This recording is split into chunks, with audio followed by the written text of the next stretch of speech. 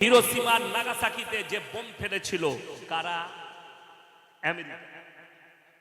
লাখ লাখ মানুষ পানির মতো গলে গিয়েছিল। কলকাতায় ফেলে দিলে তরল পদার্থ হয়ে যাবে। যা দেখছেন গাছপালা, বিল্ডিং, বালাখানা, মানুষ যা কিছু আছে সব তরল পদার্থ হয়ে যাবে মিনিটের মধ্যে। এখন লোক মনে করছে আমেরিকা হচ্ছে সুপার পাওয়ার। আল্লাহ শুনবেন, আল্লাহ কেমন সুপার পাওয়ার। এই পরমাণু নিয়ে অস্ত্র তৈরি করে পাওয়ার দেখাচ্ছে। আমার আল্লাহর পাওয়ারটা শুনেলেন? আলাম তারা কাইফা ফাআলা রাব্বুকা বিআসহাবিল ফিল আলাম ইয়াজআল কাইদাহুম ফি তাদলিল ওয়া আরসালা আলাইহিম তায়রান আবাবিল। আব্রাহা বাদশা বললে আমি কাবা ঘরকে ধ্বংস করব। সৈন্য সামন্ত নিয়ে নয়, মানুষের সৈন্য নিয়ে নয়, হাতিয়ার নিয়ে নয়, হস্তি বাহিনীর দ্বারা হাতির বাহিনী নিয়ে কাবা ঘর গুঁড়িয়ে দেওয়া হবে। আল্লাহর কসম, আল্লাহ তার ওপরে, তাদের ওপরে কি আযাব পাঠালেন? শুধুমাত্র একটা ছোট্ট পাখি, তাকে আল্লাহ হুকুম দিল তুমি আসমান থেকে খালি পাথর নিক্ষেপ করো, এটা তোমার কাজ, বাকি কাজ আমার আল্লাহ। রেওয়ায়েতে আছে, কোরআনে আছে, কাবা ঘর পৌঁছানোর আগে আমি আল্লাহ তাদেরকে ধূলিসাৎ করে দিয়েছি। জোরে বলুন সুবহানাল্লাহ। আল্লাহ একটা ছোট্ট পাখির দ্বারা যদি হাতির বাহিনী ধ্বংস করতে পারে, এই মালগুলো আমার আল্লাহর কাছে কি? যারা পাওয়ার দেখাচ্ছে, এদিকে আপনি কি ভাবছেন? এদিকে কি পাওয়ারফুল ভাবছেন? কিছুই নয়। সব থেকে বড় আল্লাহর পাওয়ারটা শুনেলেন? যে যে রকমই সুরক্ষায় থাকুক, যে যে রকমই পাওয়ার দেখা।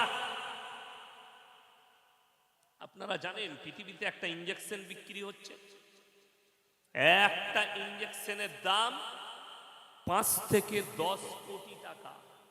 কত বললাম? কিসের জন্য ইনজেকশনটা? ভারতের কয়েকজন আর্টিস্ট লাগিয়েছে, নিয়েছে। আমি তাদের নাম উল্লেখ করব না। কেন?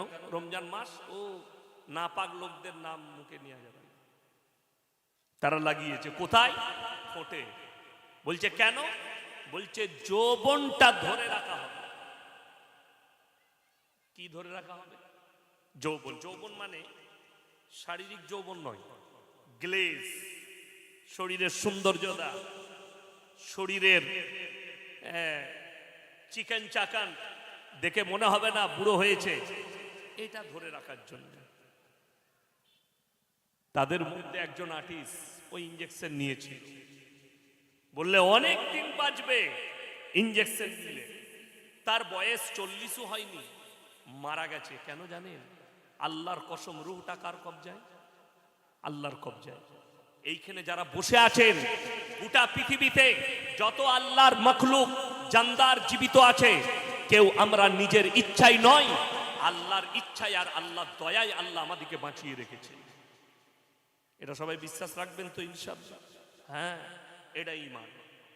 যে আমরা নিজের ইচ্ছাই বেঁচে নেই, আপনি খাওয়া দাওয়াই বেঁচে নেই, আপনি বেঁচে আছেন আমার আল্লাহর ইচ্ছায়, আল্লাহর দয়ায় আল্লাহ আপনাকে বাঁচিয়ে রেখেছে। তা না হলে আপনার আমার নিজের ইচ্ছায় একটা পালক আপনি বেঁচে থাকার ক্ষমতা রাখেন না। একটা পালক বেঁচে থাকার ক্ষমতা মানুষের নেই। পৃথিবীর কত বড় লোকের লাশ রাখা আছে জাপানে, জার্মানে, চাইনায়, ফ্রিজ করে রাখা আছে। কেন জানেন? বলছে ভবিষ্যতে এমন একটা টেকনোলজি আসবে, এই মানুষগুলোকে আবার জীবিত করা হবে। ফ্রিজ করে রাখা হয়েছে। যে আমার দাদু মারা গেছে, ফ্রিজ করে রেখে দে, এমন একটা টেকনোলজি চলে আসবে, মানুষকে আবার বাঁচানো যাবে। সেই মানুষগুলো কথা বলবে, জানি না। কিন্তু কোরআন বলছে যে চলে গেছে ফিরে আসার কোনো সুযোগ নাই। আল্লাহ ইচ্ছা করে তুলবেন কিয়ামতের দিন, কিয়ামতের দিনে। ওই জন্যই শুনেলেন আল্লাহ আপনাকে আমাকে কেন পাঠিয়েছেন? কোরআনে আছে। আল্লাহ কি চান আপনার আমার কাছ থেকে? কোরআনে আছে। আল্লাহ কি চেয়েছেন? আপনি খাচ্ছেন, দাচ্ছেন, ঘুরে বেড়াচ্ছেন, নামাজ পড়ছেন, রোজা রাখছেন, সমাজে মিশছেন। আল্লাহ আপনার আমার কাছ থেকে কি চেয়েছেন? একটা জিনিস চেয়েছেন, কোরআন আছে, একটা জিনিস আমার আল্লাহ চেয়েছে,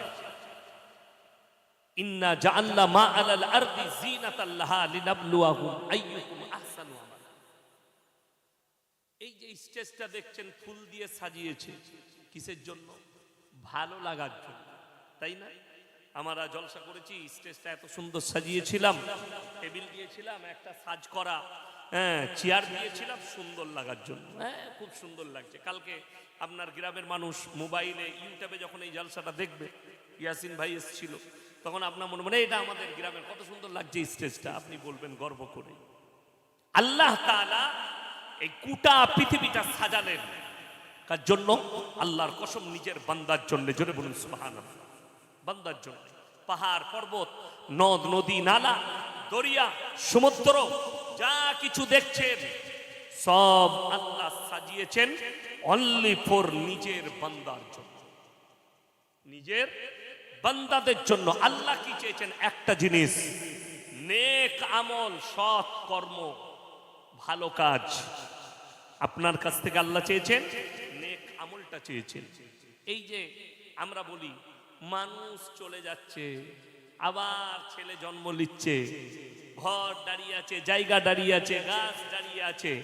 আমার বন্ধুগণ, না, যা কিছু দেখছেন কোরআনে পরের আয়াতে আল্লাহ সাবধান বাণী দিয়েছেন, ওয়া ইন্না লাজাইলুনা মা আলাইহা সাইদান জুরুজা।